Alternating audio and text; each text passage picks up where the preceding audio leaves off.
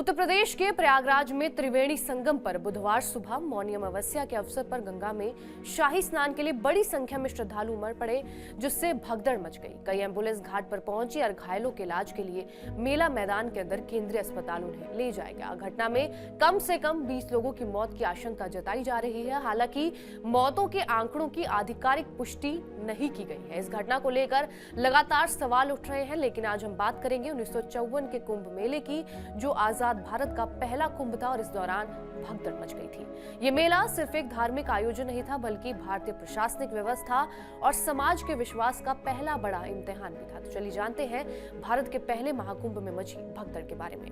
1954 का कुंभ कोई साधारण आयोजन नहीं था। ये पहला मौका था जब अंग्रेजों की छाया के बिना भारत ने अपने तरीके से इस आयोजन की बागडोर अपने हाथ में संभाली। उस समय के यूपी के तत्कालीन मुख्यमंत्री गोविंद बल्लभ पंत ने खुद व्यवस्थाओं का जायजा लिया था। उन्होंने नाव पर संगम का चक्कर लगाया और इतना ही नहीं, वो खुद पैदल तटों पर घूमकर व्यवस्थाओं को भी परख गए। बताया जाता है कि इस कुंभ में श्रद्धालुओं के इलाज के लिए संगम किनारे 7 अस्थायी अस्पताल बनवाए गए। भूले भटकों को मिलाने और भीड़ की सूचना देने के लिए लाउड स्पीकर्स थे।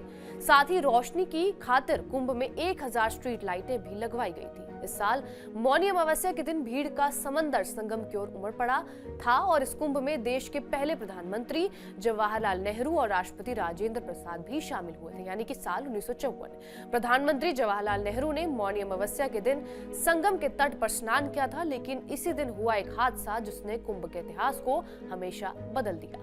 कुंभ के दौरान एक हाथी अचानक बेकाबू हो गया, जिसके चलते कुंभ में अफरा तफरी मच गई। बताया जाता है कि इसमें 500 लोगों की जान गई थी और तभी से कुंभ में हाथी के आने पर रोक लगा दी गई थी। इस हादसे के बाद नेहरू ने तुरंत एक और बड़ा फैसला लिया था। उन्होंने घोषणा की थी कि मुख्य स्नान पर्वों पर कोई वीआईपी संगम क्षेत्र में प्रवेश नहीं करेगा और उनका ये नियम आज भी लागू है। बहरहाल इस जानकारी के ऊपर आपकी क्या प्रतिक्रिया है, हमें कमेंट करके जरूर बताएं। बाकी देश और दुनिया की तमाम बड़ी खबरों से अपडेटेड रहने के लिए सब्सक्राइब करिए TV9 डिजिटल।